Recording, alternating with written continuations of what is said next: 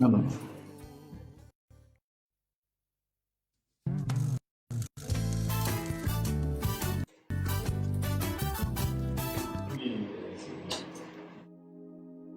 Bienvenue dans les Seigneurs, shalom, shalom là où vous êtes, shalom à tous ceux qui nous suivent en ligne. Nous vous saluons dans le nom du Seigneur Jésus-Christ. Merci à vous tous d'être là dans ces lives et n'hésitez pas d'écrire bonsoir, shalom, que Dieu vous bénisse. Et merci beaucoup à tous ceux qui nous regardent. Merci à Maman Ouiva, shalom, bonsoir, à Gertrude Mbololo, que Dieu vous bénisse. Maman Evelyne, Grâce Kaboudji, que Dieu vous bénisse. Que Dieu bénisse tous ceux qui nous suivent en ligne.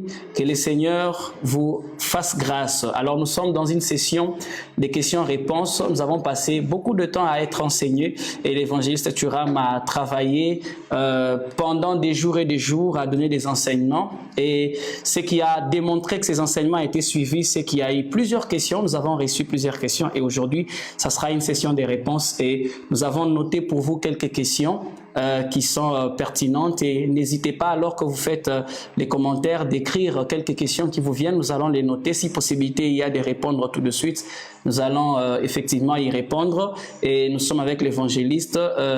Déjà, nous le recevons. Nous pouvons acclamer les Seigneurs là où nous sommes. Bonsoir, évangéliste. Bonsoir, bonsoir, pasteur Magellan Moulumba. Je suis très heureux de partager ce plateau avec toi aujourd'hui dans cette session et j'ai dit bonsoir à tous les amis qui sont en ligne et qui nous suivent. Donc je vous salue Maman Gertrude, Merdimbala, Lux Agathe Antonio à partir de l'Afrique du Sud, Daniel Bongwa de l'Afrique du Sud, Maman Wivo aux États-Unis, Maman Evelyne aux États-Unis. Nous vous saluons. Alors aidez-nous à partager, inviter les amis. Nous évoluons comme nous l'avons dit cette semaine que c'est la session de questions et réponses. Donc, nous sommes dans cette série-là et aujourd'hui, nous allons effectivement répondre à quelques questions. Donc, partager et voilà. Donc, le pasteur est là pour nous aider à recevoir les questions des internautes et nous allons y répondre. Partagez les lives là où vous êtes, partagez les lives, invitez les amis, donnez-nous de cœur, donnez-nous des j'aime, que le Seigneur vous bénisse là où vous êtes et je suis moi-même déjà heureux de vous avoir et nous savons que tout ce que nous avons reçu des enseignements pertinents et le Seigneur a permis que ces enseignements soient établis, étalés, nous sommes allés sujet par sujet, point par point et l'évangéliste a pris tout son temps pour nous expliquer et gloire soit rendue à Dieu. Vos réactions nous encouragent, vos réactions encouragent l'évangéliste à continuer à travailler, à prier les Seigneurs pour avoir plus de connaissances parce que la parole de Dieu est une source de vie. Alléluia. Et Dieu soit loué. Je crois que nous allons immédiatement commencer par quelques questions que nous avons reçues et je pense que l'évangéliste est déjà disposé pour pouvoir y répondre. Bien sûr, pasteur Magellan, je suis prêt à répondre et j'aimerais dire à nos amis internautes qui nous suivent de partout, c'est que notre philosophie, si je peux le dire ainsi, c'est de ne pas passer rapidement aux choses, de ne pas répondre à la volée parce que une question peut en même temps, une seule réponse peut répondre à la fois à plusieurs préoccupations. Exactement. C'est pourquoi nous prenons du temps à répondre à une seule question. Nous donnons vraiment du temps qu'il faut, nous expliquons en touchant tous les détails de la question. Et donc, c'est comme ça, nous ne passons pas rapidement sur les questions. Et posez vos questions. Peut-être en répondant en une question, nous répondons directement à une autre question. Donc, soyez patients si vous avez posé des questions et qu'on n'a pas encore répondu. Soyez patients, nous allons petit à petit. Merci pour ceux qui ajoutent déjà des questions. Donc, nous pouvons déjà aller à la première question. Gloire au Seigneur, c'est vraiment très enrichissant. Alors la première question nous est posée, les peuples de Dieu voudraient savoir, voyez-vous, ces jours-ci, le Seigneur a fait grâce, il y a une forte expansion, une forte grâce prophétique, de plus en plus on voit les hommes de Dieu, les prophètes, et quelqu'un a voulu savoir la consultation prophétique. Il a dit, la consultation prophétique n'est pas mentionnée dans la Nouvelle Alliance, c'est-à-dire dans le Nouveau Testament comme certains peuvent appeler. Alors, les bien-aimés voudraient savoir, est-ce une pratique que l'on peut encore faire de nos jours, une pratique correcte de nos jours, parce qu'elle n'est pas mentionnée dans le Nouveau Testament. Alors, l'évangéliste est là pour pouvoir nous répondre à cette question. Ok, merci beaucoup, Pasteur Magellan, pour la question. La consultation prophétique, est-ce que quelqu'un peut s'élever? Est-ce que c'est correct aujourd'hui dans l'alliance où nous sommes, dans la nouvelle alliance, de s'élever, d'aller et puis de dire ok, je vais voir le prophète comme c'était dans l'ancienne alliance? C'est une pratique que nous ne trouvons pas directement dans le Nouveau Testament, où cela est enseigné ou bien directement donné aux gens comme orientation. Alors, est-ce que c'est bien ce qui s'est fait comme consultation prophétique? Voici la réponse. Ce n'est pas parce que quelque chose n'est pas biblique, littéralement, qu'elle est fausse. Littéralement, on peut ne pas trouver de traces de manière littérale que c'est écrit, recommandé à quelqu'un d'aller consulter des prophètes. Mais ça ne veut pas nécessairement dire que parce que littéralement vous n'avez pas trouvé cela dans la Bible, que cela n'est pas bon à pratiquer. Alors, une vérité peut être biblique sans y être littéralement écrite. Tu vois, une vérité peut être biblique sans pour autant être littéralement écrite dans la Bible que faites ceci, faites cela. Alors, suivre l'écriture littérale de la Bible, c'est le niveau zéro de la vie de foi. C'est-à-dire s'en tenir à ce qui est écrit. Ça, c'est le niveau zéro de la vie de foi. Je ne crois même pas que c'est le premier niveau. Ce n'est même pas le niveau bébé spirituel. Je crois que c'est même le niveau fœtus spirituel. Parce qu'au niveau bébé spirituel, quand quelqu'un reçoit Jésus dans sa vie, il peut être baptisé du Saint-Esprit de manière brutale et parfois dire des choses, faire des choses qui ne sont pas écrites dans la Bible. Ouais. Tu vois un peu? Ce qui fait que s'en tenir seulement à ce qui est littéralement écrit dans la Bible, ça c'est les niveaux vraiment les plus bas dans la vie chrétienne. Et je veux lire un texte, Matthieu 12, Matthieu 12, verset 27, la Bible dit « Et si moi, je chasse les démons par Belzéboul, vos fils, par qui les chassent-ils? C'est pourquoi ils seront eux-mêmes vos juges. » Ici, c'est Jésus-Christ qui se retrouve devant le pharisien. Il le voit chasser les démons, il le voit, comment dire, faire tout ça, commander aux démons et tout ça. On dit non. Ces types ici chassent les démons par Belzéboul. Et puis lui-même, il leur pose la question, mais vos enfants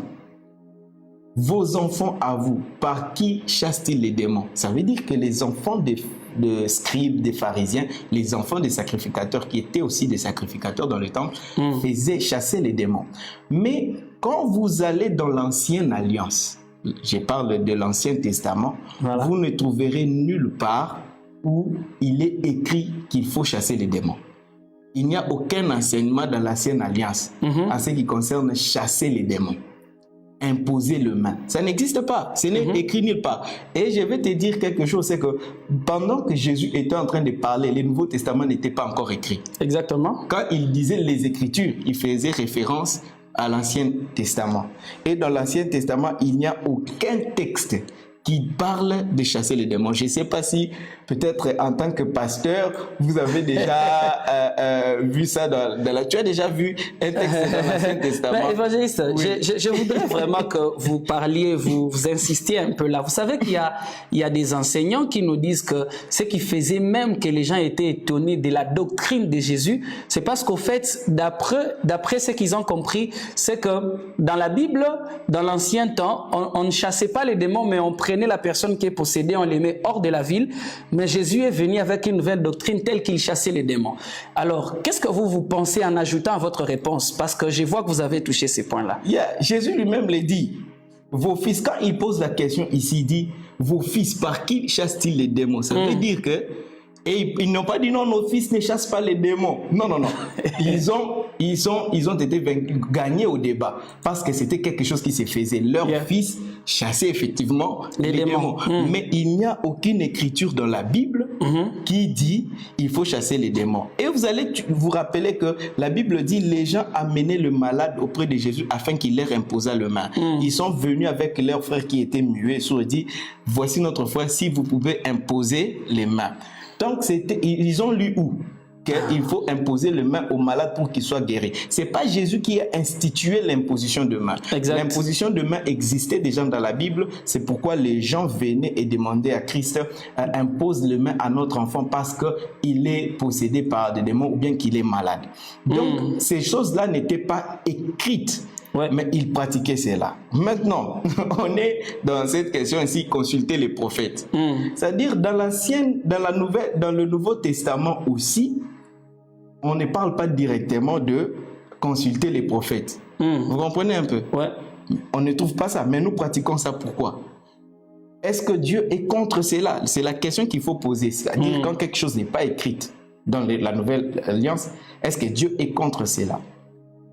Déjà, pourquoi nous devons pratiquer cela? Du moins, nous avons les traces de consultation prophétique dans l'Ancienne Alliance. Yeah. Mais dans la Nouvelle Alliance, ce n'est pas écrit.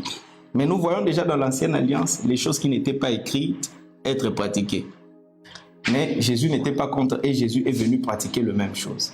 C'est comme ça aussi. Dans la Nouvelle Alliance, nous pratiquons, nous consultons les prophètes. Regarde maintenant. Quand je veux consulter un pasteur, je vais le consulter pour recevoir quoi? Donc, la direction pastorale, l'orientation, tout ce qui a trait avec le pastoral. Avec la parole de Dieu qui peut m'orienter dans la vie. Yeah. Okay. Je vais consulter les pasteurs. Pourquoi moi qui j'ai la même Bible que les pasteurs ont? Pourquoi je reste pas pour dire le même Dieu là que les pasteurs, c'est la même Bible là, je la lis pour moi-même pour recevoir les conseils. Pourquoi je veux? Parce qu'on considère qu'il a reçu une grâce particulière par rapport à cela. Okay. C'est la même chose aussi avec les prophètes. Pourquoi on l'appelle prophète? Parce qu'il dit des choses il a accès aux informations dont comment dire, dont moi je n'ai pas accès.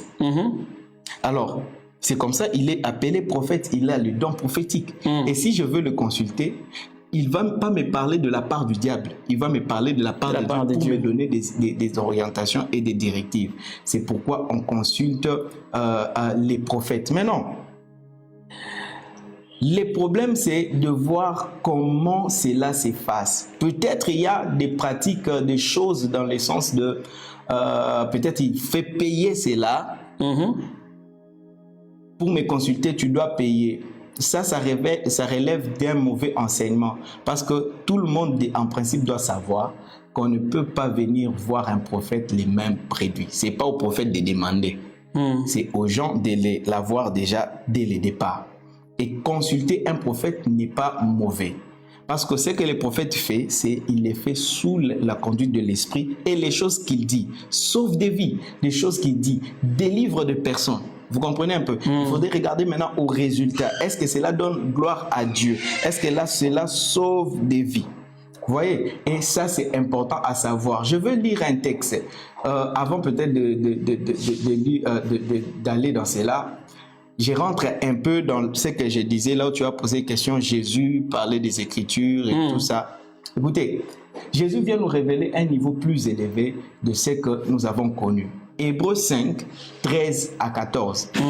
Il parle du discernement. Parce qu'aujourd'hui, dans la Nouvelle Alliance, nous ne devons pas fonctionner seulement en fonction de ce qui est écrit. Plutôt, nous devons fonctionner sur base de l'Esprit de Dieu et sur base de discernement. Parce qu'il y a des choses que nous pouvons commencer à faire ici qui ne sont pas écrites. Mais nous discernons par l'Esprit que cette chose, bien que n'étant pas écrite, elle donne gloire à Dieu et elle sauve des vies. Yeah. Vous voyez un peu? Et là intervient maintenant l'esprit de discernement. Le discernement intervient à ce niveau-là. Et Hébreux 5, 13 à 14, la Bible dit ceci. Or, quiconque en est au lait n'a pas l'expérience de la parole de justice, car il est un enfant. Mais la nourriture solide est pour les hommes faits, pour ceux dont le jugement est exercé par l'usage à discerner ce qui est bon et ce qui est mal. Donc, ce sont les enfants, c'est aux enfants qu'on commande de s'en tenir aux Écritures, parce qu'il n'a pas encore l'esprit exercé. Mais quelqu'un qui a l'esprit exercé, vous ne pouvez pas le soumettre simplement à ce qui est écrit, parce que ce qui est écrit a été inspiré par le Saint-Esprit. Et le Saint-Esprit est plus grand que les écrits. C'est comme j'écris un livre. Vous ne pouvez pas me contenir toute ma connaissance dans ces livres-là. Il est au-delà. Ce qui veut dire que le Saint-Esprit a plus d'informations que ce qui est écrit. C'est comme ça qu'on prêche la Bible, on parle de Réma. Réma, c'est quoi en fait? C'est une information qui n'est pas littéralement écrite, mais qui est inspirée par le Saint-Esprit, parce que le Saint-Esprit est l'inspirateur de la parole.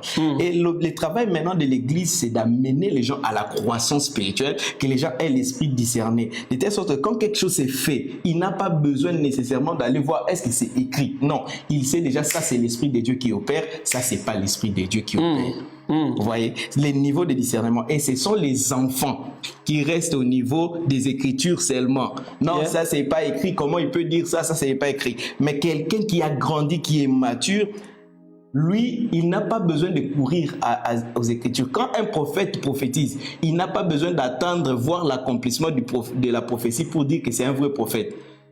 Il n'attend pas l'accomplissement de la prophétie. Lui, dès que la personne prophétise, il sait directement ça c'est l'Esprit de Dieu qui a parlé. Exactement. Même si la chose ne s'accomplit pas, ça ne change pas le fait que c'était l'Esprit de Dieu. Parce que l'Esprit peut donner une prophétie et en donnant la prophétie, il demande de prier pour que la chose n'arrive pas. Et les gens prient, la chose n'arrive pas, vous dites, ah, ce prophète-là avait dit et c'est pas arrivé. Non, ce n'est pas par l'accomplissement qu'on reconnaît un prophète dans la Nouvelle Alliance. Dans la Nouvelle Alliance, on reconnaît un vrai prophète par le discernement des esprits. Maintenant, je vais pour répondre, comme j'avais dit, on prend le temps pour... faire asseoir la chose. La chose, exactement. Donc, il faut que l'information soit complète et correcte. Alors, quand on parle de consultation prophétique, donc la même consultation qu'on fait auprès d'un apôtre, auprès d'un évangéliste, auprès d'un pasteur, c'est la même qu'on fait auprès d'un prophète, et chacun exerce les dons qu'il a reçus. Et l'apôtre Paul l'a dit, il a donné aux uns comme aux autres, et il dit les dons de l'esprit, les dons de Dieu ont été donnés à Dieu pour l'utilité commune. Si Dieu n'avait pas besoin que nous l'écoutions par des prophètes, il n'allait pas nous donner des prophètes. Vous voyez? Donc, c'est comme ça, la pratique des consultations prophétiques est biblique. Elle est biblique, elle est divine. Vous comprenez? Elle est divine. Donc, bien aimé, quand les problèmes te dépassent, quand tu as besoin d'une orientation, n'hésite pas, cherche les voyants, cherche les prophètes. Et aujourd'hui, le concept des prophètes ne se limite pas qu'à celui qui a le ministère prophétique. C'est-à-dire parce que tout homme de Dieu peut écouter le Seigneur pour toi.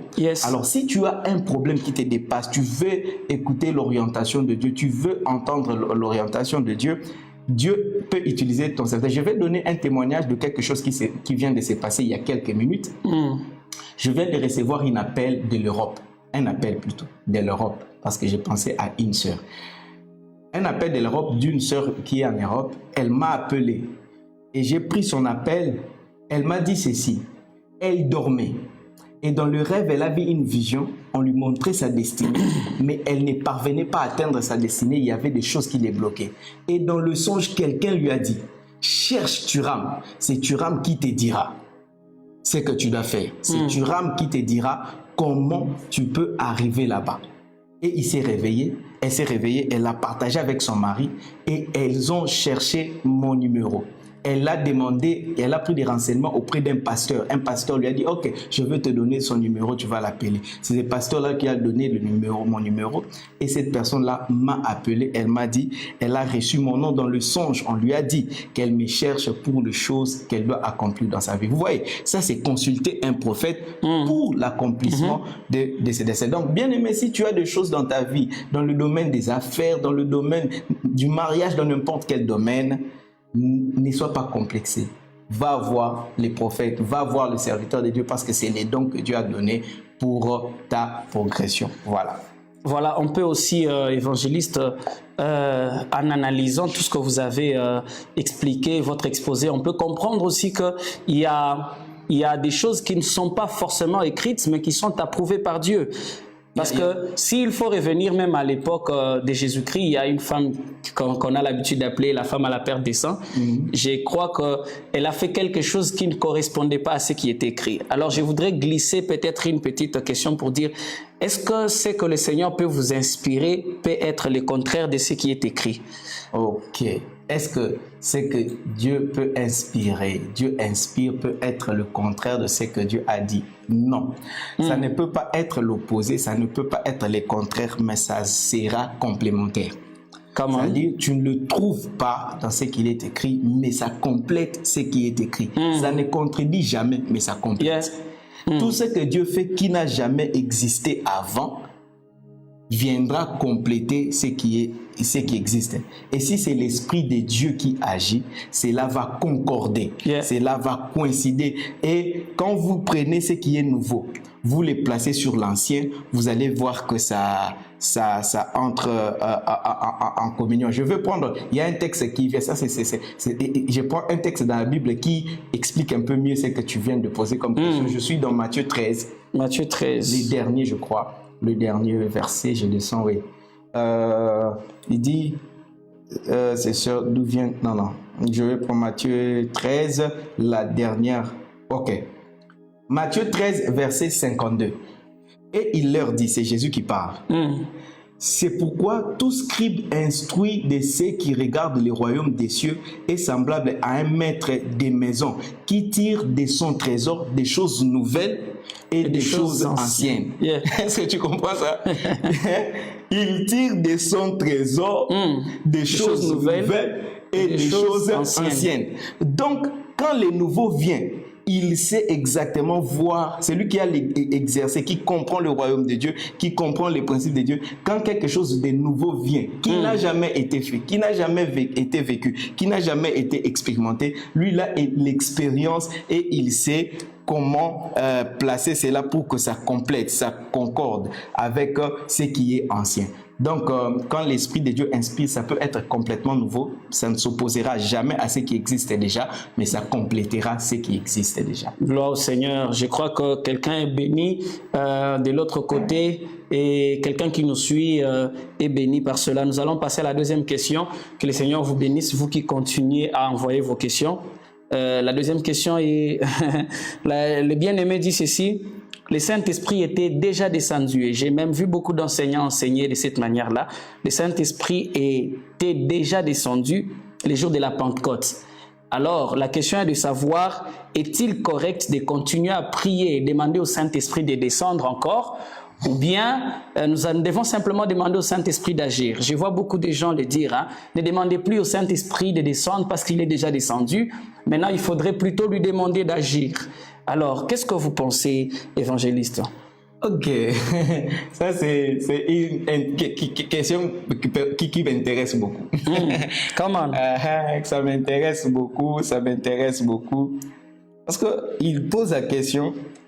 Non, Molimo kita, non, ne chantez pas descend, parce que le Saint-Esprit est déjà descendu, on ne peut plus l'appeler pour qu'il descende encore. Alors, avant d'aller ça, nous allons peut-être toucher quelques petites questions dans la réponse. Dieu, la première question que j'ai pour vous, chers internautes, et pour vous, pasteur Magellan, Dieu est-il humain ou esprit? Dieu, il est esprit ou bien Dieu est-il humain ou esprit? Je crois que tout le monde a la réponse à cette question. Et les gens se demandent, l'évangéliste veut nous amener où finalement? Dieu est esprit. Amen. Jean 4, 24. Dieu est esprit. C'est Jean 4, 24 qui le dit. Dieu est esprit. Et il faut que ceux qui l'adorent, l'adorent en esprit et en vérité. Ça, c'est la réponse que Jésus donne à la Samaritaine. C'est la parole de Jésus. Dieu est esprit. C'est la définition de Dieu. C'est la description de Dieu. Dieu n'est pas humain. Dieu est esprit. Donc, nous avons déjà un aspect de Dieu. Donc, Dieu est esprit. Maintenant, la deuxième sous-question qui vient là, c'est quel type d'esprit Dieu est?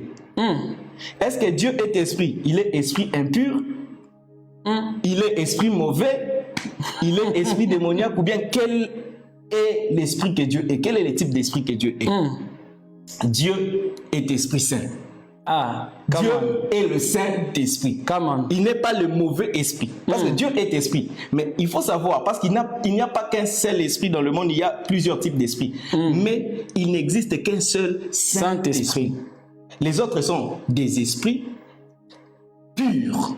Les anges sont des esprits purs, pas des esprits saints. Est-ce que vous expliquez-nous, évangéliste, expliquez-nous. Je vois quelqu'un qui est devant l'écran et qui est en train de se dire, c'est vrai ce qu'il nous dit, mais il doit vraiment parler. Allez-y. Les anges ne sont pas des esprits saints. Les anges sont des esprits purs. Pourquoi ils ne sont pas des esprits saints? Parce que les anges peuvent pécher. Exactement. Les anges peuvent pécher et tomber. Mais l'Esprit Saint ne peut pas pécher. Il est impossible qu'un Esprit Saint pêche. C'est pourquoi le Saint-Esprit ne pêche pas. Et celui qui est enfant de Dieu, c'est comme ça, la Bible dit, il ne pêche plus. Parce qu'on nous appelle des saints. Et nous ne sommes pas des esprits purs. Nous sommes des esprits saints. Parce que nous devenons des anges. Oui, c'est ça. Nous devenons semblables. Il nous a créés à son image. Oh my God. Ça devient très bon à suivre. Partagez les lives, s'il vous plaît. Donnez-nous des cœurs. Vous comprenez ça? Dieu, quel type d'esprit il est? Il est Esprit Saint. Donc il est le Saint-Esprit. Avec S majuscule, avec E majuscule. Et Lucifer est un esprit mauvais, est un esprit méchant. Parce qu'il est tombé, il a été déchu. Vous comprenez? Maintenant, on a résolu, Dieu est esprit, donc Dieu est Esprit Saint. Dieu est Saint-Esprit. Maintenant, on évolue. Jean 1.1. Dieu est esprit. La Bible dit ceci dans Jean 1.1. Au commencement était la parole. La parole était avec Dieu et la parole était Dieu. Dieu est esprit et puis Dieu est quoi encore? La parole. Ça, nous sommes dans la Bible. Dieu est esprit et puis Dieu est la parole. C'est la Bible qui dit. Au commencement, au moins ça satisfait ceux qui aiment l'écriture littérale. Au commencement était la parole et la parole était avec Dieu et la parole était Dieu. Et Dieu est esprit. En même temps, Dieu est esprit, Dieu est la parole, donc la parole est esprit. C'est pourquoi Jésus disait aussi, cette parole que je vous ai dit est comment? Esprit et vie. Maintenant, donc la première vérité, c'est que Dieu est esprit, Dieu est le Saint-Esprit. Deuxième vérité, Dieu est la parole. Dieu est la parole. Jean 1, verset 14, toujours le livre de Jean, le verset 14, la Bible dit ceci, Jean 1, 14. Et la parole qui est Dieu, a été faite chair. Et elle a habité parmi nous, pleine de grâce et de vérité. Si la parole habitait parmi nous, qui a habité parmi nous? C'est Dieu. Dieu, parce que Dieu est la parole. C'est pourquoi on l'appelle Emmanuel. Ésaïe 7, 14. On l'appellera Emmanuel. Ce qui veut dire Dieu parmi nous. Dieu parmi nous, c'est-à-dire Dieu qui est saint, l'esprit parmi nous. Parce que Dieu est esprit. On peut dire Dieu est parmi nous, on peut dire aussi esprit parmi nous. Ça, c'est Emmanuel. Alors, c'est Dieu qui a habité au milieu de nous. Troisième verset, et troisième vérité, c'est que Dieu est en nous. Dieu vit en nous. Ça, c'est la troisième vérité. Comment? La première vérité, c'est que Dieu est esprit. Esprit Saint.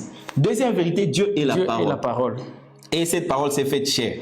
Elle a habité parmi nous. Mais la troisième vérité, c'est que Dieu vit en nous. 1 Jean 4, 12.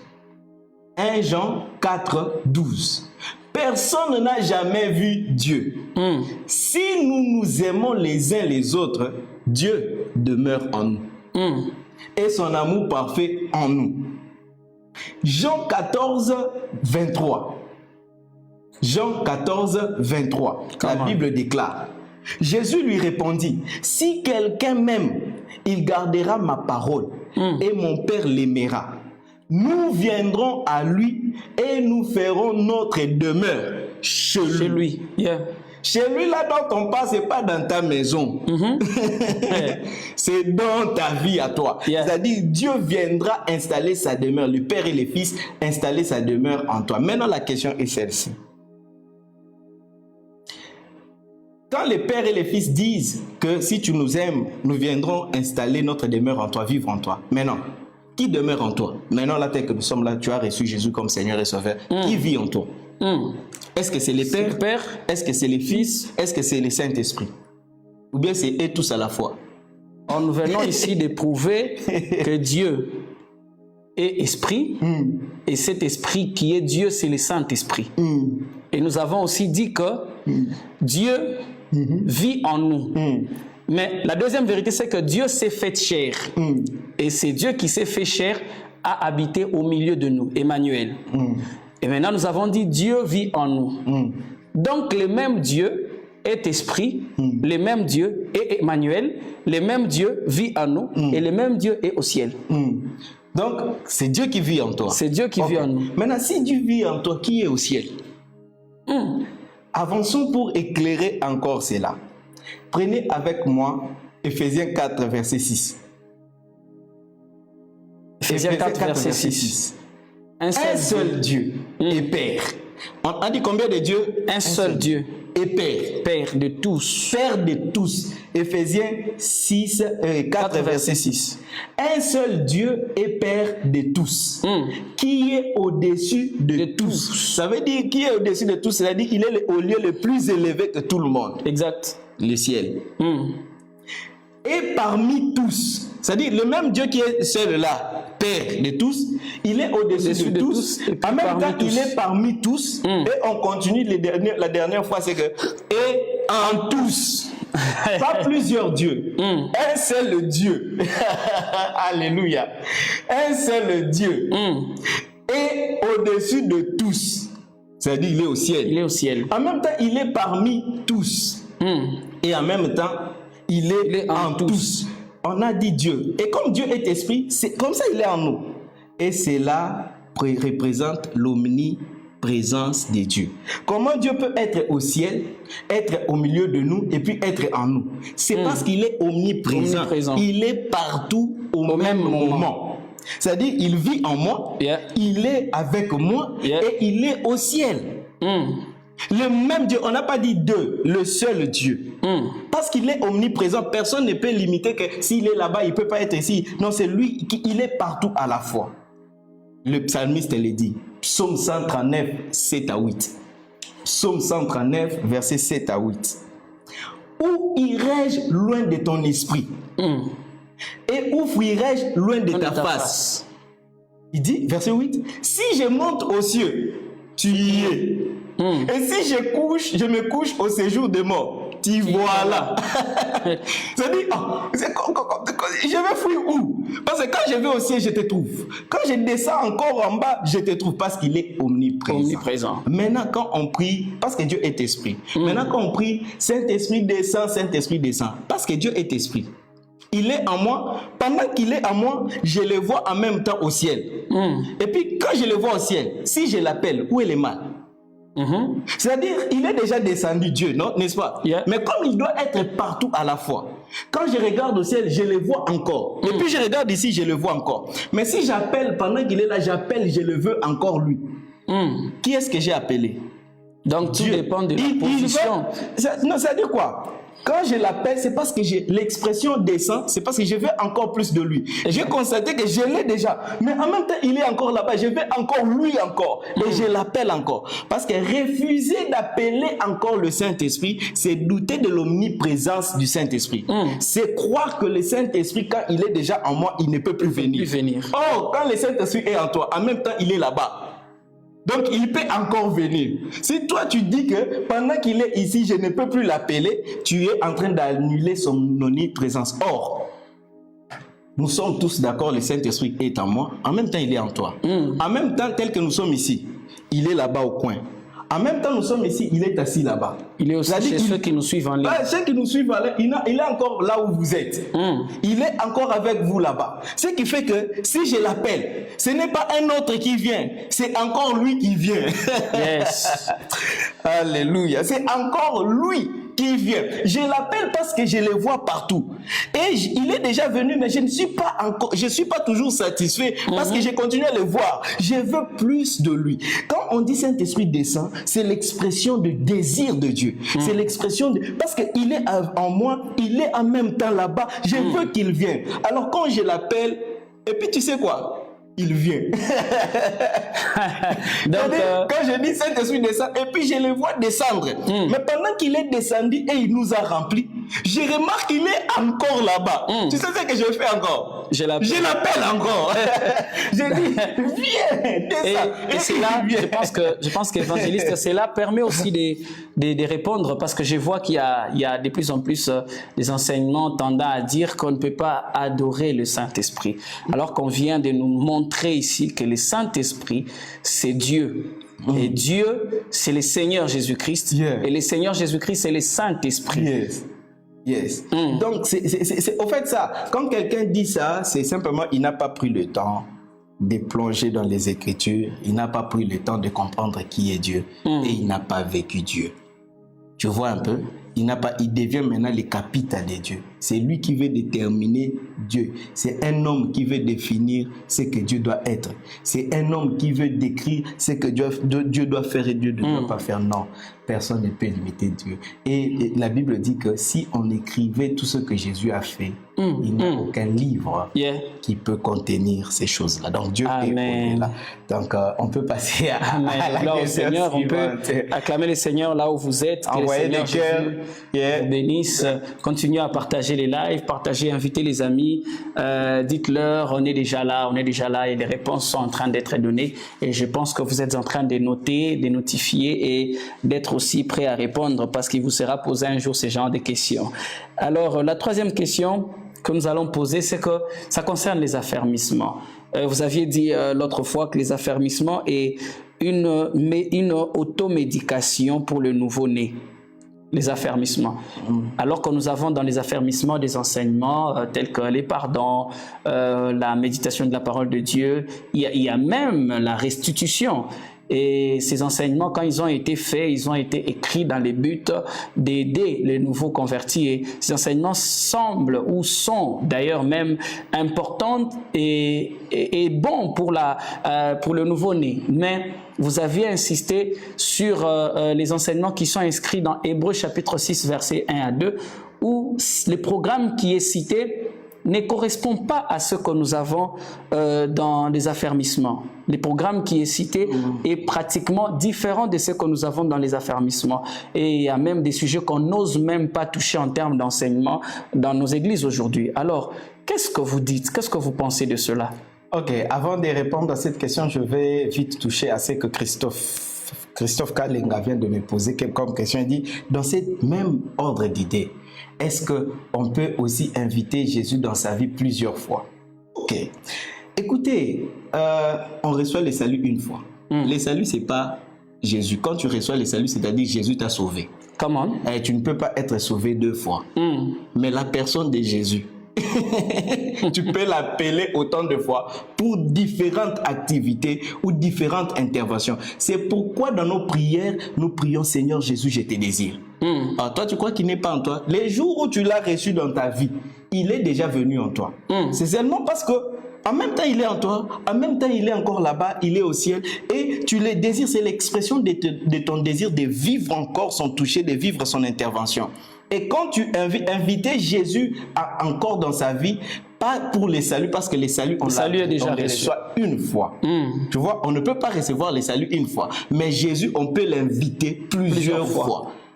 Dans une journée, Seigneur, je te veux, viens vers moi, viens être avec moi, je veux ta présence, parce qu'il est le Dieu au milieu de nous aussi. Tu vois un peu? Et c'est dans cet ordre-là. C'est dans cet ordre-là qu'on peut. Alors, je vais à cette troisième question qui a été posée. Je vois Christopher a applaudi, donc il a aimé la réponse. Alors, la question est posée pour savoir, en ce qui concerne les affermissements. J'aimerais mettre le point ici. Les affermissements ont été composés à l'église de Kinshasa particulièrement, et puis ça s'est répandu ailleurs.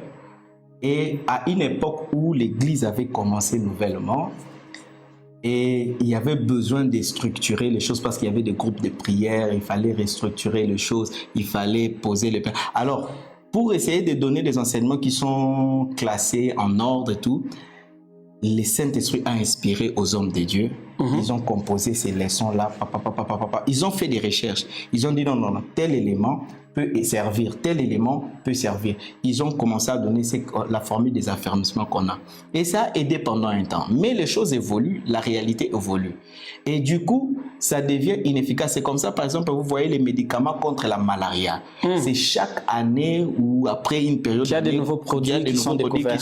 Qui sont changés. En fait, on change la formulation, on change... Parce qu'il y a des résistances qui fait que les médicaments qu'on utilisait avant ne donnent plus d'effet. De la même manière, la structure des affermissements, à l'ère actuelle, cette formule-là ne donne plus beaucoup d'effet pour que quelqu'un soit un chrétien suffisamment assis dans la parole de Dieu. Parce que c'est une formule que les hommes ont fait pour un temps. Mais quand c'est la formule que Dieu fait, c'est une formule qui demeure, qui demeure constante. Et la formule que Dieu avait faite au travers des apôtres dans les Écritures pour donner comme affermissement aux nouveaux-nés, pour donner comme enseignement aux personnes qui sont nées de nouveau, qui viennent nouvellement en Christ, c'est Hébreux 6, 1 à 2. Là où on donne les 6 éléments qui constituent le fondement de la vie chrétienne. Quand quelqu'un vient en Christ, on ne doit pas lui donner autre chose, mais on doit lui donner ces choses-là qui sont très consistantes. Maintenant, la question du frère est dans le sens de savoir, mais dans ces enseignements consistants, il y a la communion fraternelle qui manque. Est-ce qu'on ne peut pas ajouter cela? Il y a le... comment on dit? La résurrection des morts, par exemple. Non. On est dans Hébreux 6. Dans Hébreux 6. Des choses qu'il y a aux affermissements qui ne sont pas dans Hébreux 6. La communion fraternelle. Et par exemple, là, et l'étude biblique, parce que dans les leçons des affermissements, il y a l'étude biblique, mais dans le programme d'Hébreux 6, il n'y a pas l'étude biblique. Est-ce qu'on ne peut pas ajouter? Non. D'abord, vous devez comprendre que je vais d'abord aller dans un certain sens. Si nous analysons les faits, près de 90% des chrétiens aujourd'hui, particulièrement dans notre environnement où nous sommes, chacun va faire cette analyse-là, au Congo je suis, vous allez voir que près de 90% n'étudient pas la Bible, ne méditent pas régulièrement, n'étudient pas la Bible, alors que presque tous sont passés par les affermissements, là où on leur a enseigné l'importance de l'étude biblique et on leur a donné comment interpréter un texte et tout ça. Mais vous allez voir qu'après les affermissements, la personne jette son cahier d'affermissement, il jette même sa Bible. Ça, je suis sur le fait. Ça dit déjà, malgré qu'on donne cet enseignement-là sur l'étude biblique, la méditation de la parole, mais les gens ne méditent pas toujours, bien qu'on donne ça. Et puis la communion fraternelle, c'est quelque chose aussi à plaindre à l'église d'aujourd'hui. Parce qu'il n'y a pas vraiment de communion réelle, même entre les chrétiens des différentes églises. Ceux-ci se groupent entre eux et parfois ça influence même les milliers des hommes de Dieu. Il n'y a pas la communion fraternelle. Alors que ce sont les mêmes personnes qui donnent même ces cours d'affermissement. Vous voyez un peu. Ça montre déjà qu'il y a un problème dans ces programmes ici. Ça commence à rater. Et la communion fraternelle, vous devez le savoir, résulte de soi. La communion fraternelle résulte de soi lorsque les fondements de la vie chrétienne sont correctement posés. Il y aura l'amour des frères, il y aura l'amour pour la parole de Dieu. Pourquoi? Parce que dans ces programmes-là, les choses sont tellement profondes, beaucoup de révélations, de telle sorte que la personne va aimer la parole de Dieu et il va comprendre l'importance de la parole de Dieu. Parce que c'est dans ces enseignements-là qu'on explique les choses à venir. C'est dans ces enseignements qu'on explique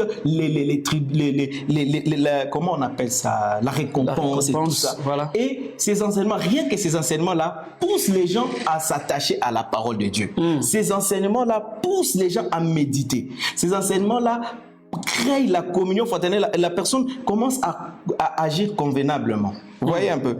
Donc, le problème est là. Aujourd'hui, nous devons simplement nous dire, ok, c'est bon, nous devons rentrer dans les bases de la Bible. Parce qu'en ce qui concerne la communion fraternelle, par exemple, nous voyons la communion fraternelle et même la méditation de la parole de Dieu, l'amour pour Dieu, ce sont des choses qui ne s'enseignent pas par la parole seulement. C'est d'abord des choses qu'on enseigne par l'exemple. Tu vois, c'est comme ça, Jésus-Christ a enseigné à ses disciples la communion fraternelle. De quelle manière? Les jours où il y avait besoin de pain, il leur dit, c'est à nous de pourvoir à leurs besoins. Okay. C'est à vous de le servir. C'est à vous. Et Jésus vivait avec ses disciples, il leur montrait la communion fraternelle. À tel point qu'il laissait Jean poser sa tête sur sa poitrine. Il ne créait pas d'écart. Déjà, les serviteurs de Dieu à l'église, ils vous enseignent la communion fraternelle. Mais il y a un tel écart. Il ne sait même pas être avec vous en communion. Il ne sait pas vous visiter. Il ne sait pas aussi vous laisser les visiter chez lui. Vous comprenez un peu? Oui. Pour être avec lui, c'est déjà compliqué. Les serviteurs de Dieu est là-bas. Déjà, dans sa façon de vivre, il ne vous montre pas la communion fraternelle. Alors, même s'il vient avec des livres d'affermissement, il vous dit communion fraternelle, personne ne les vivra parce que ta vie enseigne plus que les paroles.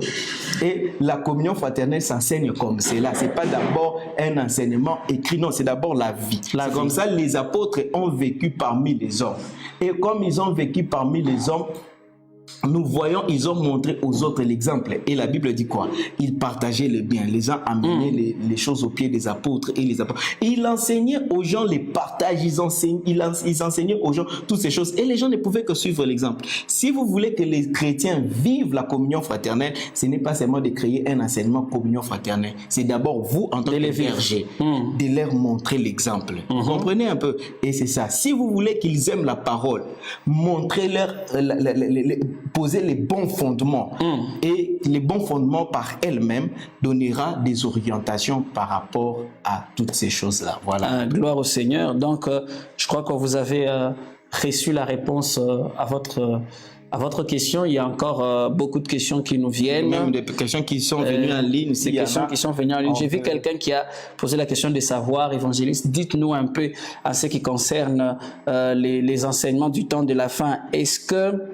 Est-ce que finalement, au paradis, quand on sera là-bas, je vais me marier avec ma femme, j'aurai des enfants, ainsi de suite. Est-ce qu'on va aussi se revoir là-bas avec ma femme et puis on va aussi avoir des enfants?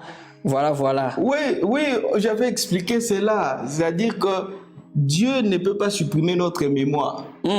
Si Dieu va supprimer notre mémoire, ça ne sert à rien aujourd'hui de marcher dans la sanctification. Je veux dire quelque chose d'un peu choquant. Allez-y. Ce n'est pas la sanctification, c'est-à-dire le fait de ne pas faire ceci, de ne pas faire cela, qui t'amène au ciel. Ce qui t'amène au ciel, c'est le salut en Jésus-Christ. Comment? Il y a des chrétiens qui sont des aventuriers aujourd'hui. Il vient à l'église, pasteur. Ouais. Mais il fait des choses. Il est enfant de Dieu. Mais il vit dans ceci, dans cela. Comment? Mais il ira au ciel, il sera sauvé. Mais seulement, il n'aura pas la récompense que Dieu va lui donner. Et il aura de larmes devant le Seigneur. Il va rater la récompense. On aura le temps de parler de ça en profondeur, mais on a déjà parlé de ça dans les leçons passées. C'est-à-dire que quand quelqu'un vit dans les péchés, il va passer à côté de sa destinée et il ne va pas accomplir les plans de Dieu. Maintenant, c'est lui qui se sanctifie, l'Esprit de Dieu le conduira et il accomplira la destinée, il accomplira les plans de Dieu. Et en conséquence, c'est que dans l'éternité, il aura toutes les récompenses qu'il faut et il vivra heureux. Alors, si Dieu doit supprimer notre mémoire de la vie d'avant, la sanctification ne sert à rien. Je crois que c'est la raison pour laquelle les gens vont pleurer finalement pendant les temps des milléniums. Dieu gardera notre mémoire. Ce qui fait que nous serons là-bas. Je pourrais te faire la reproche. Pasteur, je te disais, crains le Seigneur. Tu vois maintenant là où tu es aujourd'hui. Et tu vas pleurer. Et tu vas pleurer. Moi maintenant, je dis, tu vois comment ma sanctification m'a payé. Et l'amertume sera tellement grande que le Seigneur a donné 3 années de consolation. Wow. Alors, nous allons faire cela. Et qu'est-ce qui va se passer? Nous allons nous reconnaître. J'aurai ma femme, j'aurai mes enfants, parce que c'est la vie sur la terre, c'est pas la vie au ciel. L'homme a été créé pour vivre en tant qu'homme. Insistez là. Évangéliste, insistez là pour que les gens, parce qu'il y a beaucoup de confusion, vous savez, on dit toujours aux gens Nana kokende na lola, et puis on sait, nous tous quand on parle du paradis, vraiment dans la cité, on dit que c'est là, on sera au paradis, alors on se dit on va passer l'éternité au paradis. Le paradis, vous dites que ça sera sur terre, évangéliste, Dites-nous un peu plus. Donc, au ciel, nous irons en congé de quelques temps, je l'avais dit la fois passée. Nous irons pour recevoir notre récompense, passer devant le tribunal de Christ, être jugés et passer le temps pour adorer le ciel devant le trône. Et ensuite, nous reviendrons pour régner sur la terre. Quand nous viendrons régner sur la terre, c'est-à-dire c'est là que nous aurons maintenant la vie humaine. Nous allons nous marier, avoir des enfants, vivre comme on vit sur la terre parce que ça ne sera pas au ciel. Et puis pendant les milléniums, ça sera cette même terre que nous voyons ici. Voilà. Ça sera ce même ciel ici. Et ça sera nous, tout seulement nous. Je comprends pas.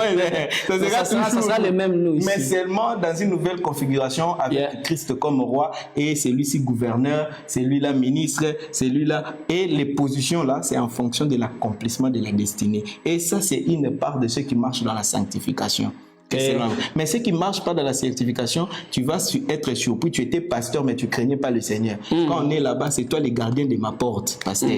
C'est-à-dire, moi, j'étais seulement le protocole là-bas à l'église. Mais on arrive là-bas, ta position, c'est d'être gardien à la porte. Et puis, je dis, pasteur,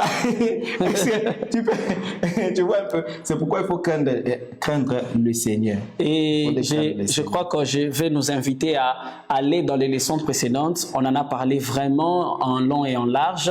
L'évangéliste a très bien expliqué et ça rendra un peu plus clair votre vision et ça va vous permettre de bien préciser vos questions. Quelqu'un était en train de dire, évangéliste, dites-nous, que dites-vous, que pensez-vous de ceux qui différencient Dieu le Père, Dieu le Fils et Dieu le Saint-Esprit? Parce que Jésus lui-même avait dit, c'est qu'il en est du jour. Seuls les pères sait. Seuls les pères sait. Alors les bien-aimés voulaient savoir, mais comment Jésus s'est écarté du fait qu'il ne sait pas, mais le Père seul sait? Ok. Et c'est la même question que Cédric Toumba est en train de poser. J'avais déjà expliqué cela sur les 2 leçons passées sur la divinité. J'avais longuement expliqué, je recommande aux frères d'aller voir ça. Les leçons sont également sur YouTube, sur notre chaîne Turam Kasongo TV. Vous allez trouver tous ces enseignements-là et vous pouvez suivre, comprendre cela. Donc Jésus, quand il parle, il se met dans la position d'un professeur qui donne l'exemple à l'élève. C'est lui-même le professeur, mais il s'est mis dans le rôle de l'élève.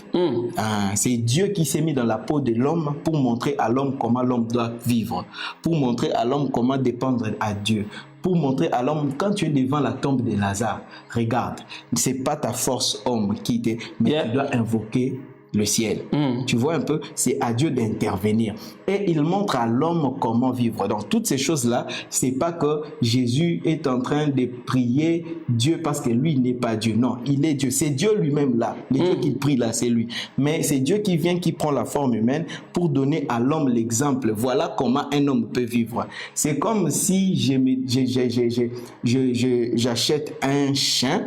Et je veux montrer à ces chiens-là comment un chien doit vivre. Je me déguise en chien, je viens auprès du chien, je montre le chien l'exemple. Mais je ne suis pas le chien. Je montre au chien comment obéir à l'homme que je suis. Tu vois un peu? Ça ne veut pas dire que je suis chien. En fait, je donne l'exemple. C'est ce que Dieu a fait. Il a pris la forme humaine pour montrer à l'homme comment l'homme doit vivre devant le Seigneur et en même temps pour payer le prix du péché pour l'homme. Voilà, les leçons passées expliquent cela. J'ai aimé votre exemple. Et donc, si tu avais la capacité de parler la langue du chien, tu lui aurais dit, si les maîtres te jettent l'os, il faut suivre et prendre. Mais en même temps, quand tu vas enlever ton déguisement, tu deviens le maître, tu jettes voilà. pour qu'ils gloire au Seigneur. Est-ce qu'on peut acclamer le Seigneur? Il y a une dernière question. Je vois qu'il y a beaucoup de questions, mais nous n'allons pas pouvoir toutes les exploiter. Gloire soit rendue à Dieu. Nous allons peut-être organiser une autre session de questions-réponses, mais que Dieu soit béni pour ces confinements qui a permis à ce que chacun, certains ou plusieurs d'entre nous reçoivent les enseignements et soient édifiés par les Seigneurs. Et je crois que cette parole du Seigneur que vous recevez devient en vous esprit et vie et que cette parole vous pousse et qu'elle fasse de vous des personnes transformées, changées par la grâce du Seigneur Jésus-Christ. Alors, il y a quelqu'un qui a posé la question, il a dit, évangéliste, vous avez dit que la foi, c'est la démonstration du royaume des cieux auquel nous nous attendons sur terre. Parce que nous ne pouvons pas démontrer ce qui est matériel tant que nous ne l'avons pas. Mais ce qui est du royaume, nous pouvons les démontrer. Et le bien-aimé a dit, mais le Seigneur Jésus a parlé dans Matthieu chapitre 15 au verset 18, il a dit à cette femme, il était en train de parler. Il lui dit, ta foi t'a sauvé. Il était en train de parler à cette femme. Il a même dit à cet homme qui était chef militaire, il lui dit, je n'ai jamais vu, je n'ai pas vu des foi aussi grandes dans tout Israël. Alors, comment ces gens qui ne connaissaient pratiquement pas la parole, qui n'étaient pas sauvés ou bien qui n'étaient pas chrétiens comme nous aujourd'hui, peuvent-ils expérimenter la foi? Comment Jésus a vu la foi dans ces personnes-là, au fait? Ok.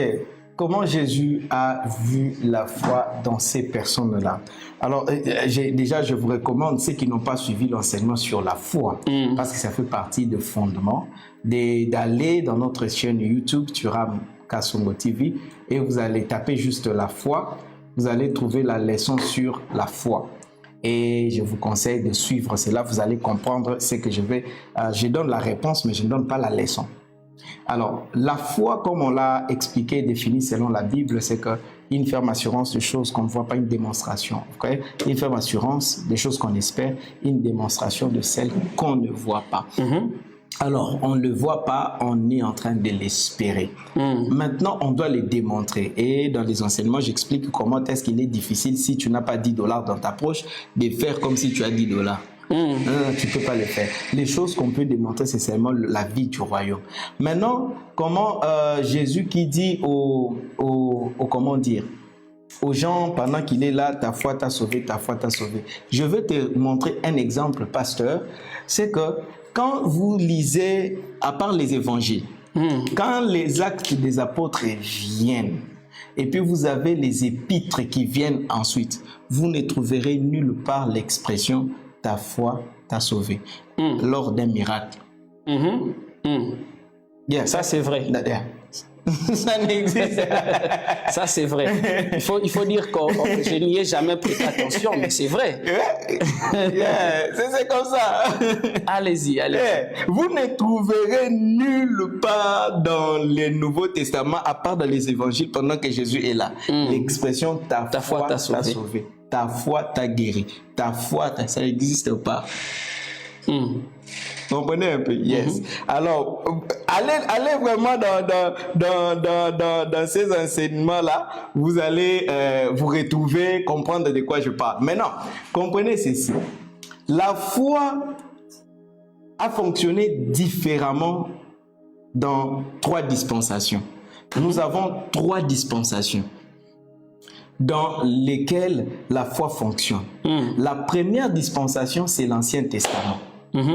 Pendant l'Ancien Testament, la foi consistait en ceci. Voir les choses que Dieu va faire dans l'avenir. Vous comprenez? Et agir de manière à les amener à s'accomplir. À vivre de manière à les atteindre. C'est comme ça quand vous lisez Hébreux, la Bible dit ils sont morts dans la foi sans avoir obtenu les choses promises. Ils les ont vues de loin, ils ont salué de loin. Ça consistait seulement à voir ces choses-là au loin, à espérer ces choses-là et à marcher dans la direction de ces choses-là. Tout en suivant la loi que Dieu a donnée. Et c'est la loi que Dieu avait donnée à cette époque-là. Vous observez la loi. C'est la loi, l'observation de la loi donnée qui vous permet d'avancer dans la direction de l'accomplissement des choses à venir. Ça, c'était la foi. Yeah. Et cette foi-là était concentrée sur la venue du Messie. Wow. Maintenant, quand le Messie est né, la dispensation change. La foi maintenant, pendant la période de Jésus, consiste à reconnaître en Jésus-Christ Dieu qui est capable de tout. Amen. De telle sorte que quand cet homme-là vient, il croit que Jésus peut juste commander de loin et puis l'homme est guéri. Il dit non, j'ai pas vu une telle foi en Israël. Parce que même les Juifs là, ils croyaient même pas que Jésus était Dieu. Il y en a qui attendaient encore.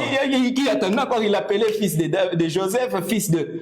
Et la foi dans la présence de Jésus pendant que Jésus était sur la terre parce qu'en lui habitait la plénitude de Dieu. Yeah. Donc, il suffisait de croire et d'accepter que c'est lui, cet homme qui se tient devant moi ici. C'est lui le Fils de Dieu, c'est lui Dieu envoyé et qui est capable de tout faire. C'est comme ça que je lui présente mon problème qui résout. Yeah. Et c'est comme ça que tu entendras Jésus dire à tous ces gens-là qui venaient chercher la solution auprès de lui, croyant qu'il est, tout en croyant, confessant qu'il était Dieu, qu'il était le Messie, il leur disait, ta foi t'a sauvé. C'est-à-dire la personne ne venait pas démontrer qu'il a la chose qu'il demande. Non, non, non. Le problème, c'était pas d'espérer tellement la chose. Non, non. C'était seulement de croire que Jésus peut le faire. Yeah. Donc leur foi n'était pas sur leur maladie, n'était pas sur... Non, leur foi c'était de croire et d'accepter que Jésus est l'envoyé de Dieu, le Fils de Dieu, et il est capable de faire ça. C'est cette dispensation-là. C'est pourquoi tu trouveras l'expression « ta foi t'a sauvé ». Mais quand Christ part, l'expression de la foi change, le fonctionnement de la foi change. La foi devient comment? Tu dois maintenant, toi, être celui qui manifeste Christ aux hommes. Parce qu'il vit en toi par le Saint-Esprit. La démonstration de la foi, la manifestation de foi, de l'existence de la foi, c'est quoi? C'est de croire en Christ, c'est de croire qu'il y a un royaume qu'il a préparé où lui-même vit déjà. Et maintenant, toi, pendant que tu es sur la terre, tu dois déjà commencer à vivre comme lui vit au ciel. Que ta volonté soit faite sur la terre comme au ciel. C'est-à-dire quelqu'un qui a la foi, c'est quelqu'un qui manifeste Christ au monde. Il marche comme Christ. Or, Christ est au ciel. Maintenant, toi, tu vis le ciel sur la terre parce que tu sais qu'un jour, tu seras aussi là-bas. Mais pour manifester que tu es déjà là-bas, parce que la Bible dit, nous sommes assis avec Christ dans les lieux célestes. Comme je suis déjà assis avec Christ dans les lieux célestes, aujourd'hui, sur la terre, je vis comme quelqu'un qui vit où? Au ciel. Au ciel. C'est-à-dire, je vis dans la sainteté. Je vis dans la droiture. Je vis dans la crainte de Dieu. Je vis dans l'adoration. Je vis dans la louange. Parce qu'en réalité, je suis déjà au ciel. Et ça, c'est l'expression de la foi dans cette dispensation où nous sommes. Voilà un peu en quelques mots. Gloire au Seigneur. Je vois que les enseignements sont trop importants et je vois que les enseignements ont été largement donnés et que chacun de nous a eu le temps. Si vous n'avez pas eu le temps, frères et sœurs, allez-y sur notre page Facebook ou allez sur notre chaîne YouTube.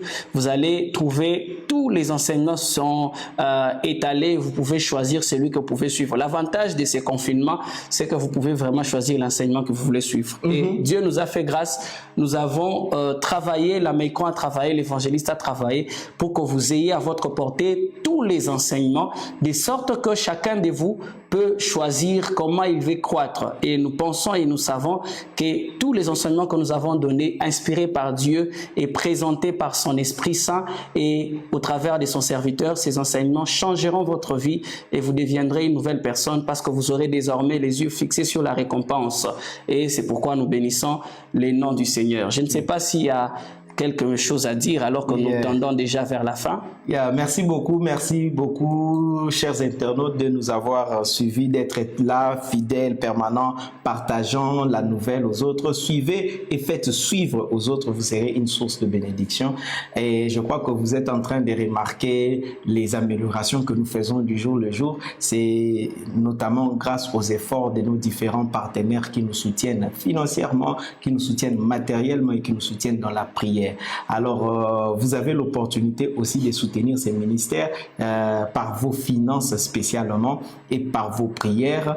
Donc, allez dans notre site internet www.meikron.org. Descendez en bas, vous trouverez PayPal, l'icône pour donner. Et si vous avez déjà un compte PayPal, vous pouvez juste entrer dans votre compte et taper Meikron. Quand vous allez taper Meikron, vous allez voir notre identifiant. Et ou soit vous pouvez nous écrire pour avoir des détails. Et faites votre don, envoyez vos dons qui soutiennent ce travail. Nous sommes en train de préparer beaucoup de choses. Nous sommes en train de vouloir vous servir convenablement. Tapez seulement Meikron dans PayPal. Vous pouvez nous transférer l'argent. Vous pouvez les transférer même par Western Union ou par n'importe quel moyen. Et le Seigneur, j'ai béni de frères qui déposent déjà. Chaque jour, nous recevons les dons des uns et des autres, que le Seigneur se souvienne de vous. C'est grâce à vos efforts que nous sommes capables d'avoir l'Internet en permanence, d'avoir l'électricité en permanence, d'avoir les matériels qui nous permettent de vous servir. que Dieu se souvienne de chacun qui contribue à ce travail. Alors, si vous avez des questions, des préoccupations, n'hésitez pas. Ici, on n'évite aucune question parce que toutes les réponses sont dans la parole de Dieu. Amen. Et l'Esprit de Dieu qui nous anime a toutes les réponses. Donc, posez n'importe quelle question pourvu que vous soyez éclairés pour marcher dignement selon les Seigneurs. Alors, partagez, invitez vos amis. Nous attendons vos questions parce que demain, nous allons continuer aussi avec le pasteur Magellan qui sera avec nous. Nous allons continuer cette série où nous allons développer encore d'autres questions. J'avais dit cette semaine, c'est la semaine où nous balayons les questions comme ça. Demain, nous continuons. Il y a plusieurs questions qui sont encore posées ici. Nous allons les prendre, poser les questions. Vous pouvez poser vos questions. Les numéros qui défilent là, c'est notre WhatsApp. Vous pouvez envoyer votre question soit par WhatsApp ou même par Facebook, comme on est là. Vous pouvez envoyer vos questions. Et demain, quand nous viendrons encore sur les plateaux, nous allons y répondre. Alors, j'aimerais que nous puissions prier le Seigneur. Amen. Tendre Père, nous te disons merci pour ces cadres que tu nous donnes, pour ces moments que tu nous donnes, l'édification qui est en train de bénir ton peuple, qui est en train de nous bénir. Je prie, Seigneur, que cette parole, ces messages, oh Dieu, se répandent et atteignent des milliers de gens. Amen. Afin qu'ils arrivent à la connaissance du Fils de Dieu. Amen. Ils arrivent à la connaissance de Dieu afin, Éternel, que ton armée s'élève pour les temps de la fin. Merci de visiter ton Église en ces temps difficiles et d'intervenir en faveur de chaque personne pourvoyant à leurs besoins selon ta richesse dans la gloire. Fais-nous du bien, permets-nous, Seigneur, à continuer ces programmes jusqu'au bout. Donne-nous la bonne santé, la force, l'intelligence, la connaissance nécessaire pour être une bénédiction pour ton peuple. Au nom de Jésus, nous avons prié, nous disons Amen. Amen. Merci d'avoir suivi. Merci, que Dieu vous bénisse, que Dieu vous bénisse. Demain, nous nous revoyons demain pour continuer. Bye bye.